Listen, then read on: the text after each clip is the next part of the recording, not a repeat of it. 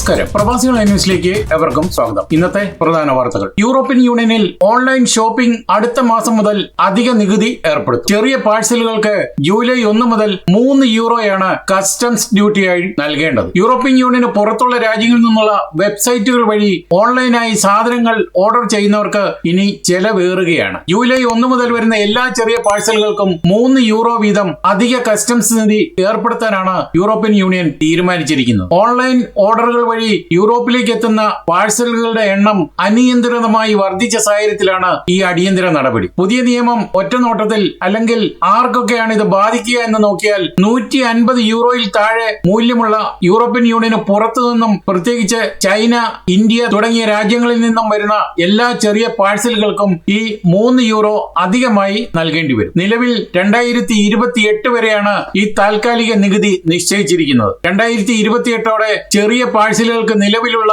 നികുതി ഇളവുകൾ പൂർണ്ണമായി നിർത്തലാക്കുകയും എല്ലാ ഉൽപ്പന്നങ്ങൾക്കും അവയുടെ കൃത്യമായ താരിഫ് അനുസരിച്ച് കസ്റ്റംസ് ഡ്യൂട്ടി ഈടാക്കുകയും ചെയ്യും. നിലവിൽ യൂറോപ്പിലേക്ക് വരുന്ന ഇത്തരം ചെറിയ പാഴ്സലുകളിൽ 91% ചൈനയിൽ നിന്നാണ് എത്തുന്നത്. ഷൈൻ, ടെമു തുടങ്ങിയ ജനപ്രിയ ആപ്പുകളെയാണ് ഈ നിയമം പ്രധാനമായും ബാധിക്കുക. ഇതുകൂടാതെ കസ്റ്റംസ് ഉദ്യോഗസ്ഥരുടെ അധിക ചെലവുകൾക്കായി ഹാൻഡ്ലിംഗ് ഫീ എന്ന പേരിൽ മറ്റൊരു 3 യൂറോ കൂടി ഓരോ പാഴ്സലിനും ഈടാക്കാനുള്ള പരിഷ്കരണത്തിന് കഴിഞ്ഞ ഏപ്രിലിൽ അംഗീകാരം നൽകിയിട്ടുണ്ട്. ഇത് 2026 നവംബർ 1 മുതൽ പ്രാബല്യത്തിൽ വരും. അതായത് നവംബറിന് ശേഷം നിങ്ങൾ പുറത്തുനിന്ന് എന്ത് സാധനം ഓർഡർ ചെയ്യുന്നുവോ ഓരോ സാധനത്തിനും ആകെ 6 യൂറോ വരെ അധികമായി നൽകേണ്ടി വരും. അതുകൊണ്ട് തന്നെ ജർമ്മനിയിലെ പ്രവാസി മലയാളികൾ ഇനി ഓൺലൈൻ ഓർഡറുകൾ നടത്തുമ്പോൾ ജൂലൈ 1 മുതൽ 3 യൂറോയും നവംബർ മുതൽ 3 യൂറോയും കൂടെ കൂട്ടി ആകെ 6 യൂറോ അധികമായി നൽകേണ്ടി വരുന്ന ഒരവസ്ഥയാണ് ഭാവിയിൽ ഉണ്ടാകുന്നത്.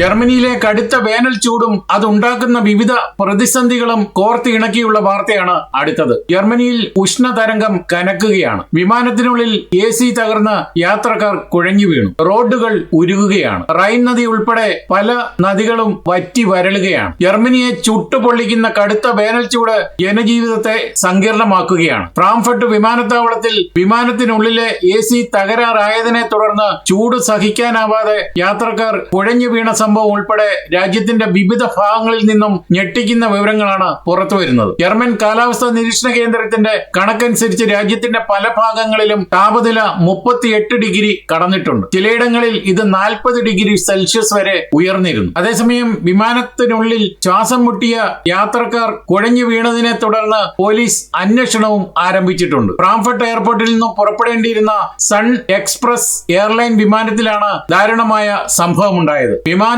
പുറപ്പെടാൻ വൈകിയതിനെ തുടർന്ന് റൺവേയിൽ 1 മണിക്കൂറിലധികം കിടക്കേണ്ടി വന്നു. ഈ സമയത്ത് വിമാനത്തിലെ പ്രധാന AC സംവിധാനം പൂർണ്ണമായും തകരാറിലായി. കടുത്ത ചൂടിൽ വിമാനത്തിനുള്ളിലെ താപനില ഉയർന്നതോടെ കുട്ടികൾ ഉൾപ്പെടെയുള്ള നിരവധി യാത്രക്കാർക്ക് കടുത്ത അസ്വസ്ഥത അനുഭവപ്പെടുകയും ചിലർ കുഴഞ്ഞു വീഴുകയും ചെയ്തു. വിവരമറിഞ്ഞ് മെഡിക്കൽ സംഘവും ഫയർഫോഴ്സും പോലീസും സ്ഥലത്തെത്തിയാണ് ഇവരെ പുറത്തെത്തിച്ചത്. സംഭവത്തിൽ എയർലൈൻ മാപ്പ് പറയുകയും കടുത്ത സുരക്ഷാ വീഴ്ചയ്ക്ക് പോലീസ് അന്വേഷണം ആരംഭിക്കുകയും ചെയ്തു. അതേസമയം ജർമ്മനിയിലെ റോഡുകൾ വിള്ളുകയാണ്. അതുകൊണ്ട് തന്നെ വേഗത പരിമിതപ്പെടുത്തി. കടുത്ത ചൂടിൽ കോൺക്രീറ്റ് പാളികൾ വികസിക്കുന്നതിനാൽ ജർമ്മനിയിലെ പ്രധാന ഹൈവേകളിൽ റോഡുകൾ മുകളിലേക്ക് പൊങ്ങി വരാനും പൊട്ടിപ്പൊളിയാനും സാധ്യതയുള്ളതായി അധികൃതർ മുന്നറിയിപ്പ് നൽകി. മുൻകരുതലിന്റെ ഭാഗമായി ഔട്ടോബാൻ 7, ഔട്ടോബാൻ 92, ഔട്ടോബാൻ 93 എന്നീ പ്രധാന ഔട്ടോബാനുകളിലെ പഴയ റോഡ് സെക്ഷനുകളിൽ വേഗത കാറുകൾക്ക് മണിക്കൂറിൽ 120 കിലോമീറ്ററായും ബൈക്കുകൾക്ക് 80 കിലോമീറ്ററായും പരിമിതപ്പെടുത്തിയിട്ടുണ്ട്. റൈൻ നദി വറ്റി വരളുന്നത് കാരണം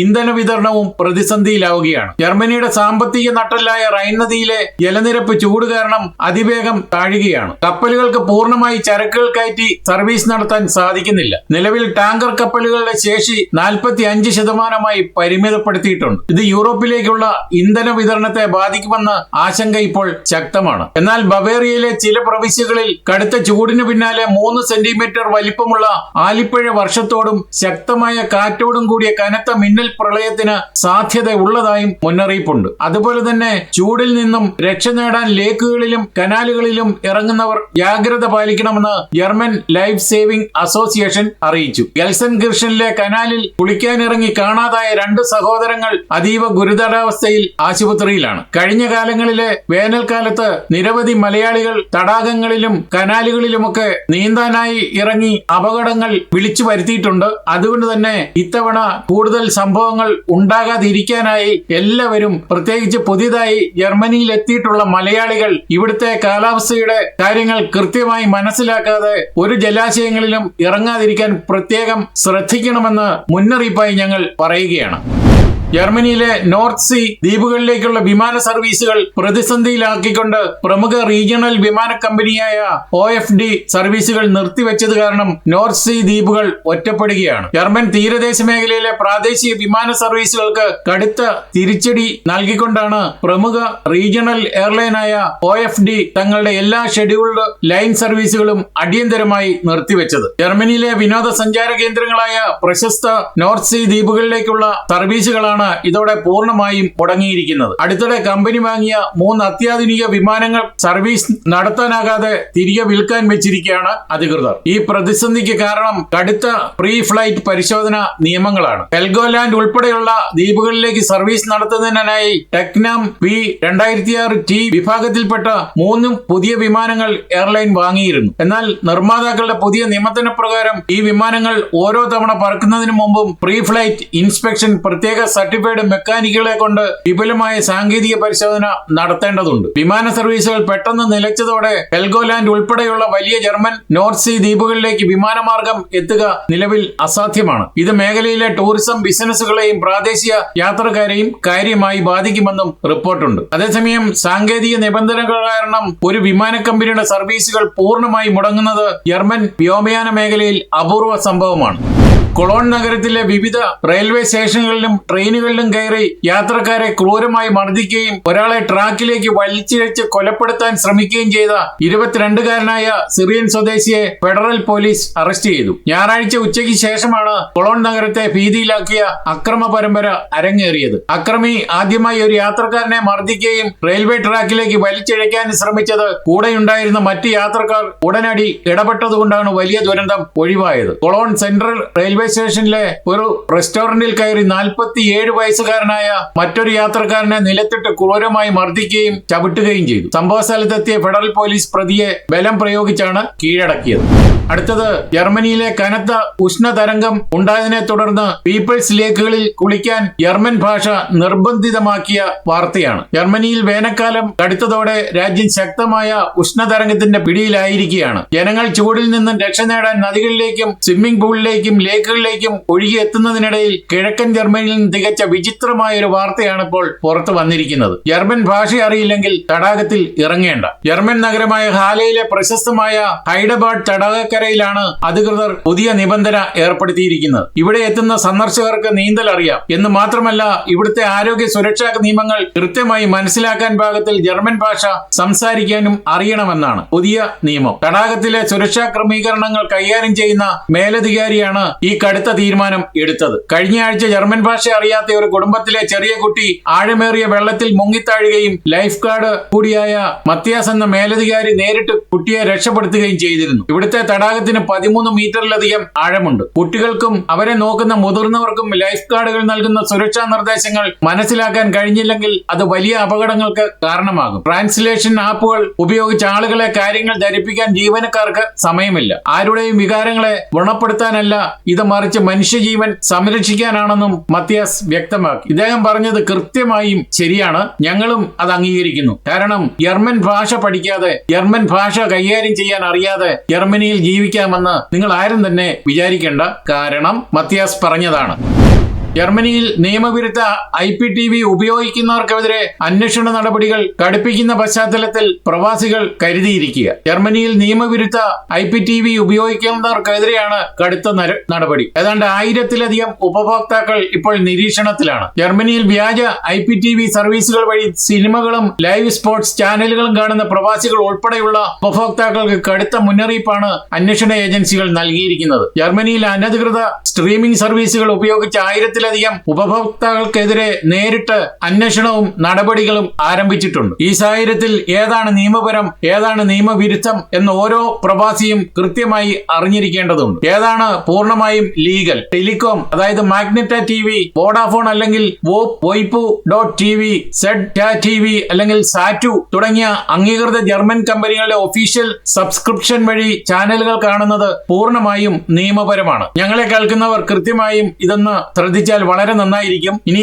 ഏതാണ് ഇല്ലീഗൽ എന്ന് നോക്കാം. സ്കൈ അല്ലെങ്കിൽ വൗ, ഡാസോൺ, നെറ്റ്ഫ്ലിക്സ് തുടങ്ങിയ പ്രമുഖ ചാനലുകൾ അവരുടെ വളരെ കുറഞ്ഞ പൈസയ്ക്ക്, അതായത് ഒരു വർഷത്തേക്ക് 50 മുതൽ 80 യൂറോയ്ക്ക് നൽകുന്ന അനധികൃത IPTV ബോക്സുകളും ലിങ്കുകളും ഉപയോഗിക്കുന്നത് പൂർണ്ണമായും ക്രിമിനൽ കുറ്റമാണ്. ഇത്തരം വ്യാജ സർവീസ് നൽകുന്ന മാഫിയകളുടെ സെർവറുകൾ പോലീസ് പിടിച്ചെടുക്കുമ്പോൾ അതിൽ നിന്നും പണം നൽകിയ ഉപഭോക്താക്കളുടെ ബാങ്ക് വിവരങ്ങളും IP വിലാസങ്ങളും പോലീസിന് ലഭിക്കും. ഇങ്ങനെയാണ് ഇപ്പോൾ ആയിരക്കണക്കിന് ഉപഭോക്താക്കൾക്ക് ജർമ്മൻ അന്വേഷണ ഏജൻസിയിൽ നിന്നും നോട്ടീസ് വരാൻ തുടങ്ങിയിരിക്കുന്നത്. അതുപോലെ തന്നെ VPN വഴി വിദേശ അക്കൗണ്ടുകൾ ഉപയോഗിക്കുന്നത് മാത്രമല്ല, വില കുറഞ്ഞ മറ്റു വിദേശ രാജ്യങ്ങളിലെ, ഉദാഹരണത്തിന് ഇന്ത്യയോ മറ്റ് ഏഷ്യൻ രാജ്യങ്ങളിലോ അക്കൗണ്ടുകൾ ജർമ്മനിയിലിരുന്ന് VPN വഴി കാണുന്നത് സ്ട്രീമിംഗ് കമ്പനികളുടെ നിയമങ്ങൾക്ക് വിരുദ്ധമാണ്. ഇത് പിടിക്കപ്പെട്ടാൽ നിങ്ങളുടെ അക്കൗണ്ടുകൾ ബ്ലോക്ക് ചെയ്യപ്പെടാം. വലിയ തോതിൽ വാണിജ്യ അടിസ്ഥാനത്തിൽ അല്ലാതെ സ്വന്തം ആവശ്യത്തിന് ഉപയോഗിക്കുന്ന സാധാരണ ഉപഭോക്താക്കൾക്ക് ഇതിൽ ഉടനടി ക്രിമിനൽ കേസുകൾ വരാൻ സാധ്യത കുറവാണെങ്കിലും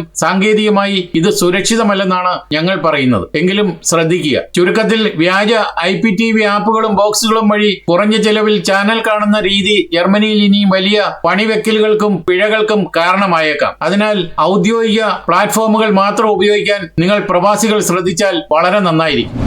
ജർമ്മനിയിലെ സാർലാൻഡ് സംസ്ഥാന മുഖ്യമന്ത്രി അംഗെ റെലിംഗർ സഞ്ചരിച്ച വിമാനം സാങ്കേതിക തകരാറിനെ തുടർന്ന് പകുതി വഴിയിൽ നിന്നും അടിയന്തരമായി തിരിച്ചിറക്കി. തിങ്കളാഴ്ച രാവിലെ സാർബുർഗൻ വിമാനത്താവളത്തിൽ നിന്നും രാജ്യ തലസ്ഥാനമായ ബെർലിനിലേക്ക് പുറപ്പെട്ട വിമാനമാണ് ആകാശത്ത് വെച്ച് അടിയന്തരമായി തിരിച്ചെത്തിച്ചത്. മുഖ്യമന്ത്രി ഉൾപ്പെടെയുള്ള യാത്രക്കാർ സുരക്ഷിതരാണെന്ന് അധികൃതർ അറിയിക്കുകയും ചെയ്തു.